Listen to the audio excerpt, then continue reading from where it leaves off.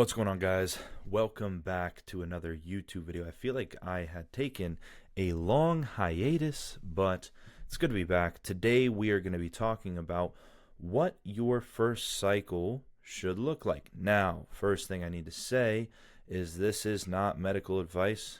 Hell, this is not advice at all. All right, so if you are watching this, you should probably stop watching this. Let's go ahead and jump into this thing together, guys. First and foremost, I want you guys to more so listen to what I'm saying, not just take everything that I have written on here, because truthfully, I just have all this to give you guys something to look at while I'm talking to you, okay? And I'm going to explain all of these much more thoroughly throughout the video. So when you are getting into your first cycle, one, you need to evaluate, and honestly, I think it's always good to just think about, why am I doing this? Just because I coach for a living, okay? And I see people get into it all of the time, far too fast, with all too much. And honestly, I'm not going to be the guy to sit here and say, hey, you need to have the exact reason you should be getting into it is because you should only be doing it if you're competing or something. I coach plenty of lifestyle people that want to, quote unquote, enhance themselves and do it safely. But at the same time, I would argue that if you are very young, and I would say under 21, you should be trying to see what you can do naturally first. And if you truly love the fitness game, are you truly passionate about improving yourself? Honestly, because if you already have a shitty foundation, it's not yet time to look at doing your first cycle. So that's really what I'm getting at, because you have to remember, everything in this realm, they are enhancements. They are not replacements, okay? So they're just going to make what's already good better. Now, I can't even remember. I think it's Dorian Yates right now who's been saying, Mike Isertel, like, if you're just a bag of shit and you take gear, you're just a bigger bag of shit, right? So that's kind of my point here, all right? Why does this matter, what I wrote at the top here, okay? I would say most people screw up their first cycle because they want to do too much too soon, okay? And the goal of your first cycle isn't to see how much your body can handle, is to see how your body responds to testosterone alone. This sets the foundation for every cycle that comes after.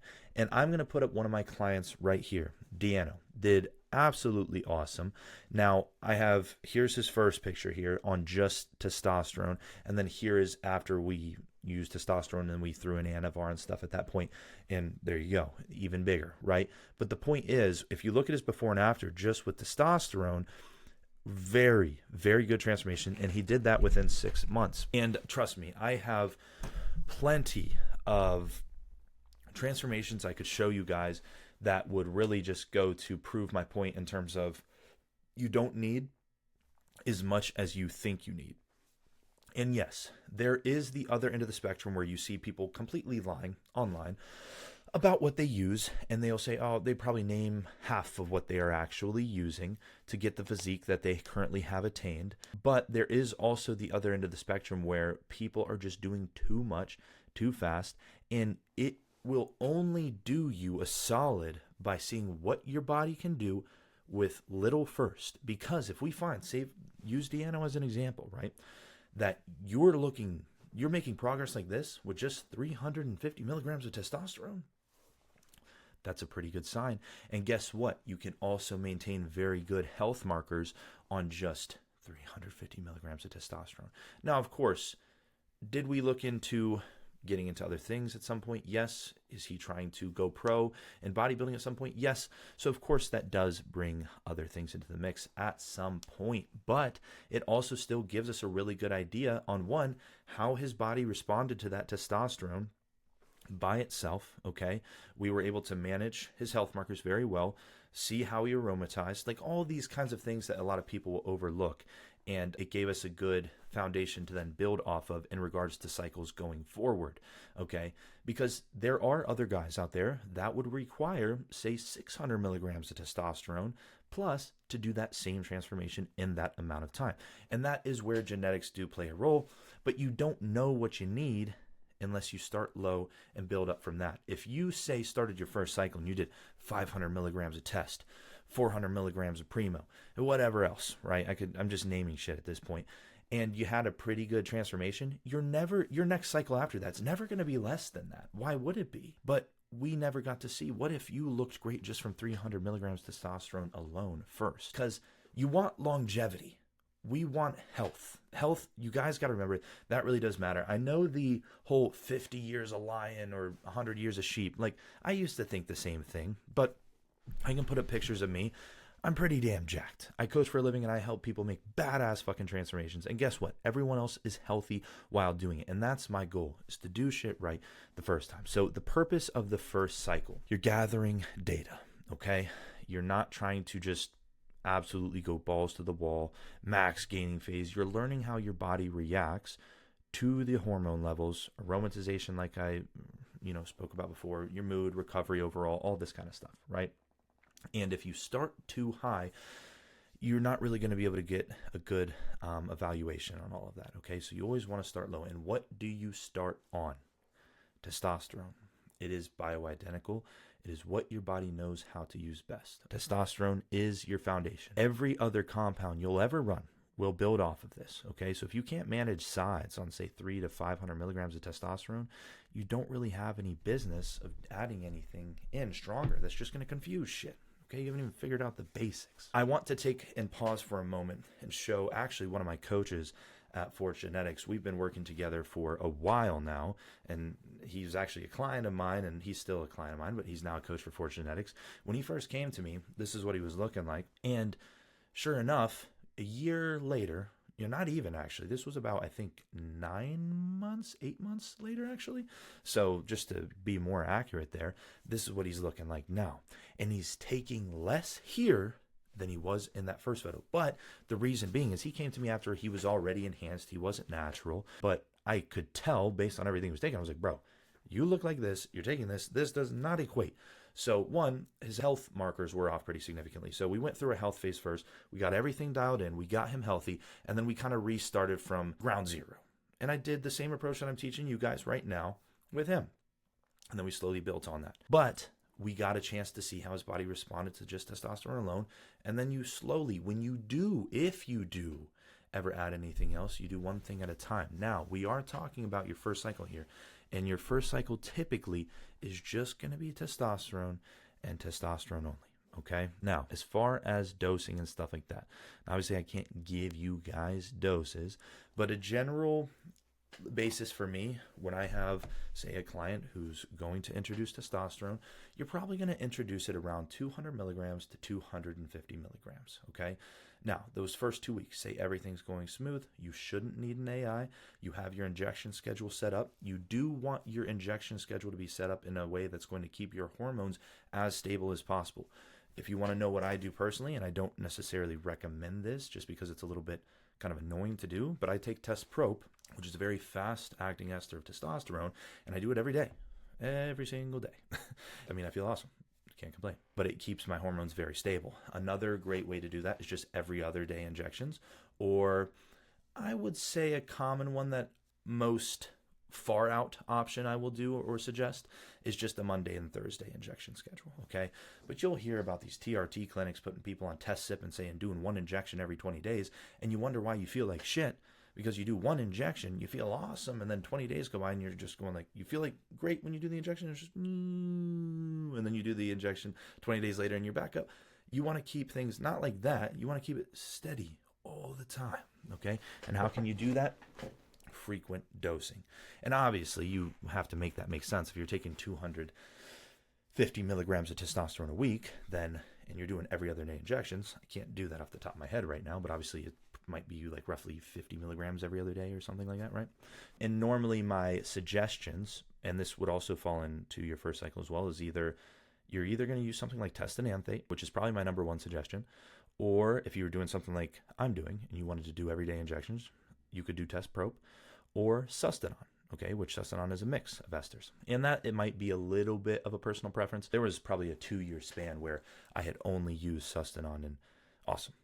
Love that. And I did every other day injections. So that, if you wanted to know, my personal recommendation, if I was just going to pick two, I would say either do every other day injections or every day injections for the most stable hormones across the board. Now, this is why I said I wanted to explain thoroughly, because to be honest with you, I didn't want to write all this shit out.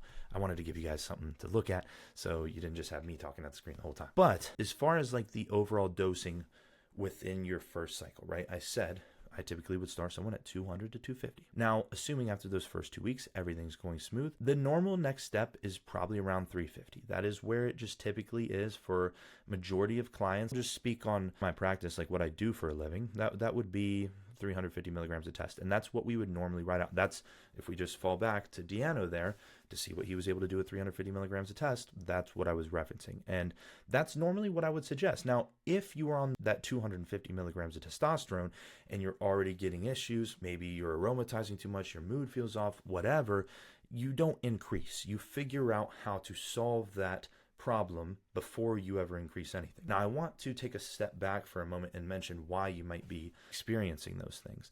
And I think the most often case is people starting testosterone when they have too much body fat. When you have more body fat on your frame, you're just going to aromatize more. So what I normally suggest before anyone even considers their first cycle is you go through a cut and you make sure you're at a really good foundation to build on. So typically, when you first introduce testosterone, you're going through a gaining phase. That is the best time to throw it in. But my point with this was, don't do it unless you're lean. If you're not lean, don't even throw in testosterone yet. Now, of course, there could be caveats to this where if you're just someone who naturally has very low test and you're coming back at 200 nanograms per deciliter and you're 35 years old and you might be overweight, okay, maybe you're talking about getting a TRT prescription and dosing it at, say, 150 milligrams per week or something like that, just so that you actually are getting better quality of life. There is that, okay? So I don't want to get you guys confused. We're just talking about generally you're someone who's probably already has good test levels, you feel great, but you're trying to kind of take things up a notch and improve your physique, get into your first cycle, that kind of thing. If you start fluffy, you'll just get fluffier. So generally speaking, you'd want to be around 10 to 14% body fat before you start your first cycle. As a general rule of thumb, okay? Of course, if you're slightly out of that, it's probably fine. But as a general rule of thumb, you have to remember, you don't typically get any leaner in a gaining phase. And another thing I like to mention to you guys as well, because these do correlate, obviously, the gear only goes so far. Again, it's an enhancement, not a replacement. Your food and training and all of these things need to be absolutely dialed. You grow in grams, not pounds, okay? So that's another thing when it does come to, when I'm talking about your gaining phase here, and you typically want to introduce testosterone once you're lean to start your gaining phase. That is a good first time to throw in your first cycle. You grow in grams, not pounds, okay? So you just want to remember that when you are titrating up your food and everything else in that growing phase, because if you do push food too hard, too fast, and I'll be honest, I'll throw up a picture of me or a video of me or something here just so you guys can get an idea of what that can kind of look like if you're pushing things too hard, too fast. And clearly I was very much starting to become insulin resistant. I was putting on less muscle at this time, and I was just starting to put on more body fat. Now, granted, was I big? Yes. And arguably it didn't look terrible, but I didn't go about that in the right way. And to be honest with you, I knew better. I did know better, but I still did it anyways. You know, is this something I would ever do with my clients? No, definitely not. The goal is to keep you guys as lean as possible throughout that growing phase. Now, of course, are you going to have to sacrifice some of your, body fat to a degree? Yes, you're going to get a little bit softer throughout the growing phase, naturally. You have to in order to grow, but it shouldn't just be thoughtless, where you're just pushing food. Everything should be calculated, and that's why coaching helps so much, is you have someone like me in the background doing all that fucking work for you, and all you got to do is execute. So if you're someone who's like, dude, I can fucking execute, boom, I would say get a coach, even if it's not me, that actually knows what the fuck they're doing, because, dude, you're going to make crazy progress that way. Now, blood work and monitoring, me being me, I couldn't not mention this with you guys. Now, I want to mention as well, let's be real. When we're talking about your first cycle here, what are we talking about? Just testosterone alone. That really should already in and of itself be relatively non-invasive. What do I mean by that? I told you earlier that if you know what you're doing, you should be able to keep your health markers in almost perfect check with 350 milligrams of testosterone in the mix, with 250 milligrams of testosterone in the mix. Hell, I've had guys on 500 milligrams, almost 600 milligrams testosterone with very good health markers. So if you know what you're doing, you can manage these things pretty well. But of course, I still want to highlight the importance of blood work, because it's something that we cover so heavily within Forge Genetics with all of my clients. You don't get to join Forge Genetics and work with us and not get your blood work done. I assume responsibility having you guys on board. So, of course, you got to get your blood work done. And I know how to read blood work and manage all these things. So, it's only in your guys' benefit. But what I will say, and I don't want you guys to take this the wrong way because blood work is super important. I preach about that in all my videos. But 350 milligrams of testosterone, 250 milligrams of testosterone is relatively non-invasive. You're not going to die. Okay, it's not going to happen. And if you are truly on a very well-structured diet, you're eating healthy based in and around whole foods, you're doing your cardio, you're sleeping well, all of these things, that in and of itself, you're not going to run into any issue. So I do write as a general rule of thumb, if I have guys that are typically running harsher things, yeah, I might have them do a mid-cycle blood work, end-of-cycle blood work, stuff like that. But if I'm being honest with you, when you're doing just testosterone in and of itself, you're probably fine. But I still recommend getting a baseline blood work and then probably a mid to end of cycle blood work at least, so you can compare and see where things trended. Did they stay the same? What markers were off? All that kind of stuff. Now, I will also say, to be honest with you, it wouldn't be right for me not to suggest having a coach when you do these kinds of things, because there's too many times where I've had people, let's just use Darian, for example. I showed you guys his transformation, right?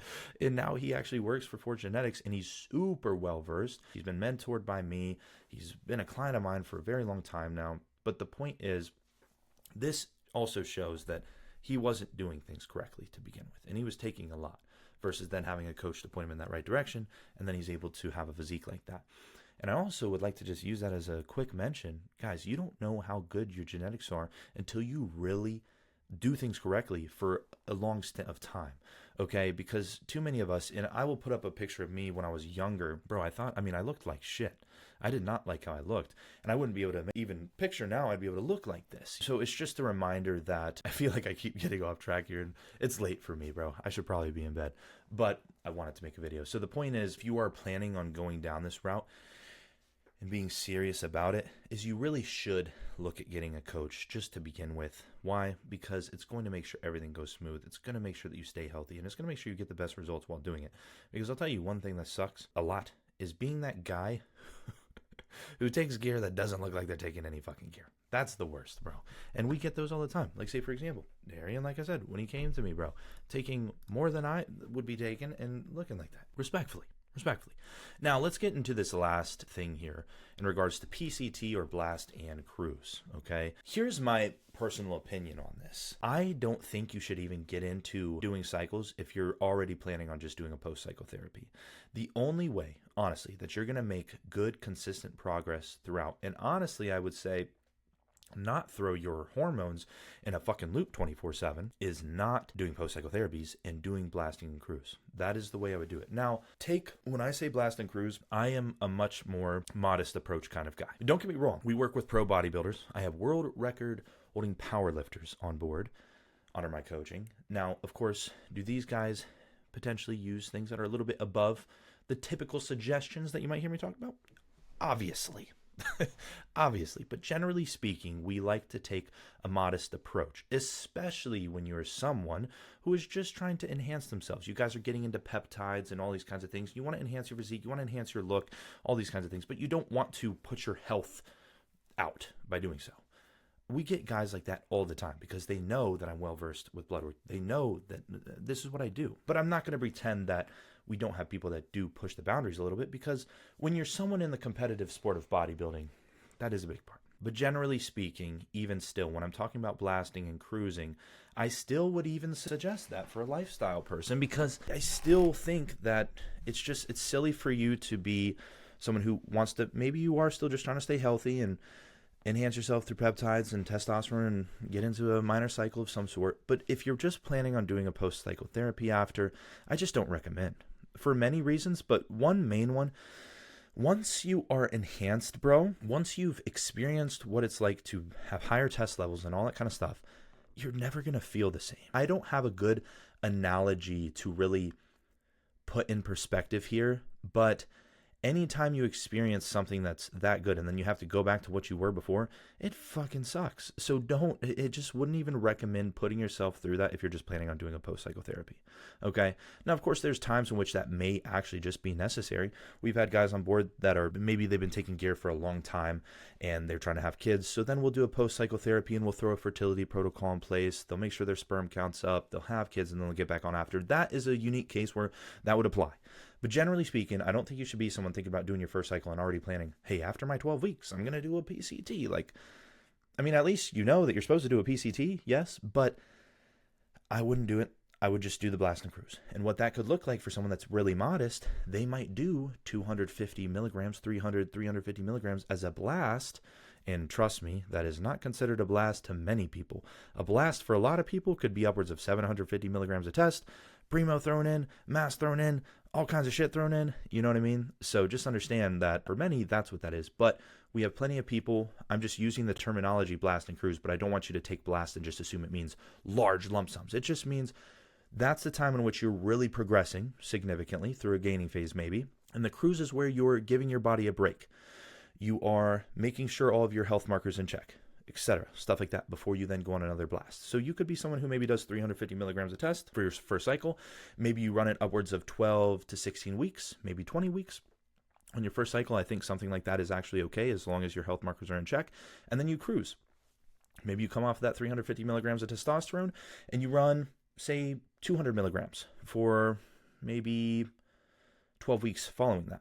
You make sure all your health markers are in check, you're keeping everything good, and then you start another blast. And maybe that next cycle, you're looking at, I did 350 milligrams a test last time. Maybe I'll throw in 350 milligrams a test again, push hard on that gaining phase, and maybe you throw an Anavar. Or maybe you try another compound. Maybe. But to be completely honest with you, you don't always have to just do more on every other cycle to just keep making more progress. Now, of course, to some degree, if you do your 350 milligram a test cycle, let's just say, I'm just throwing numbers out there, right?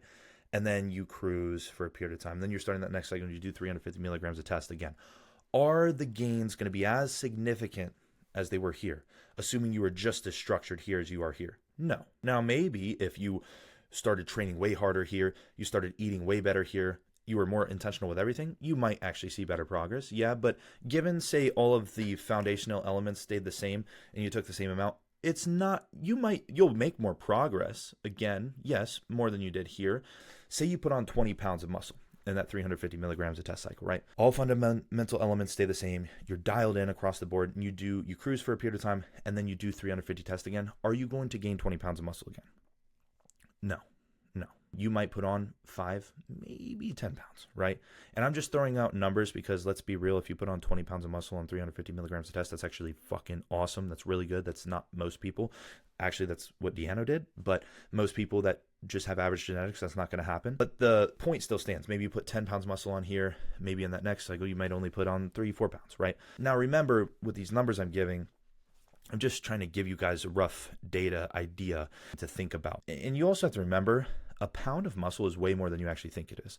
People think when they're going into these like cycles and whatnot, they're like 200 pounds now. I want to be 240 by the end, 250 by the end. If you really were, unless you're extremely genetically gifted or you're taking just some blasphemous cycle, you probably just got really fat, honestly. Kind of like I did when I was almost 300 pounds. So keep that in mind. You want to have realistic expectations too, okay? Because you don't want to assume everything's just going to be way better than it actually is. Because as much as it is great, I'm not going to pretend it's not, it does get blown out of proportion too sometimes, I think, on social media as well, where people just assume, oh, you get on gear and it's just fucking crazy. It's amazing. Like, it's good. I'm not going to sit here and say it's not, but at the same time, I do think it can also be on the other end of the spectrum where it's just blown completely out of proportion and people just assume they're going to turn into Ronnie Coleman's as soon as they start taking this shit. No, definitely not, okay? And relative to those kinds of physiques, one, are crazy, crazy hard work, crazy, crazy dedication, intentional with everything, and amazing genetics, okay? And heavy cycles, very heavy cycles. Yeah, man. I kind of just wanted to do something a little bit different here today and cover just general rule of thumb first cycle stuff with you guys and give you kind of a rundown of what that could look like, okay? Now, some, I guess, takeaways towards the end here. I would still have an AI on hand. just in case you do need to manage your estrogen throughout that cycle. Now, understand the truth is you want to fine tune a dose to where you don't need to use the AI. But if you did notice your E2 was high, you may use that AI for a period of time while you lower that testosterone again to fine tune and find a good sweet spot for yourself so that you don't need to use the AI. What AIs are we talking about? Aromatase inhibitors. You could use something like Arimidex or exemestane, okay? Those are two different options, right? But yeah, that is really where I'm going to leave it today because I already feel like this is already kind of long. But I am going to be getting back to YouTube with just more content for you guys because I like doing the longer form content. As you can see, I like to yap. Next time, though, I'll make this video not so late, so I'm actually like more awake and shit. And then also, I will mention as well, we are wait listing for Forge Genetics. As some of you guys might know if you follow me on my other social media accounts on like Instagram, Facebook, all that stuff, we get, I mean, this last year was amazing. We were able to help so many people. I'll put up some transformations now. Like, dude, it was crazy what we were able to do this year. It was awesome. But that being said, we got to a point where we couldn't even take on everybody that was trying to reach out. So we took a break in December to set up some new systems, bring some new coaches on board. We're getting an app. I haven't even really talked about that too much. So I think you guys are the first one I'm actually telling. Set up right now. We're beta testing it every single day right now to get everything fine-tuned for you guys going into January. This app is going to be sick. The one thing that people love about Forge Genetics is how hands-on we are. Like, we work directly with you guys one-on-one. You literally are speaking to us. You're texting us. You're calling us. It's legit. It doesn't get fucking better than this. I'll stand on that because we have testimonials on the Forge Genetics page if you want to go look on Instagram. It's fucking awesome. But the app is going to take it up a notch because we're trying to elevate it. Say, for example, things when we go over like form cues and stuff with all of our clients. Instead, which we're still going to offer that obviously, but we're going to have something in the app where I'm actually going over form cues. I'm going to have a client there actually going through different movements and give different form cues so you guys are actually literally learning from it in the app while you're going through your programs, instead of just always having to go through it and then get back to us and then say, hey, I'm confused on this thing. Like, we're kind of doing that, but with so many different things within this app, with food and all kinds of stuff. So it's going to be legit. It's going to be legit. But anyways, I need to get some sleep. It's a little bit late on my end, but hopefully this helps you guys and just gives you guys some insight for anyone that is curious and looking into it. And if you guys ever have questions on anything, I encourage you to reach out on Instagram or Facebook. That's typically where I get back to all my DMs at and stuff like that. And I always answer everybody's questions. So if you guys just want to ask questions in there, feel free to reach out to me. And if you are interested in working with Forge Genetics, definitely get in and get waitlisted now. Just go put your information in, get it in there so that we can see it, and we'll end up reaching out to you just to kind of give you an idea of when we'd be getting started and all that kind of stuff. Because if you don't, and you wait till January, everyone and their mom wants to sign up in January. It's the new year. That's just what happens. So I encourage you guys to get waitlisted ahead of time so we can make sure we get a spot for everybody that wants to actually truly get involved in this, okay? Now, that being said, I will wrap it up. I appreciate you guys, and I will catch you guys in the next video. Peace.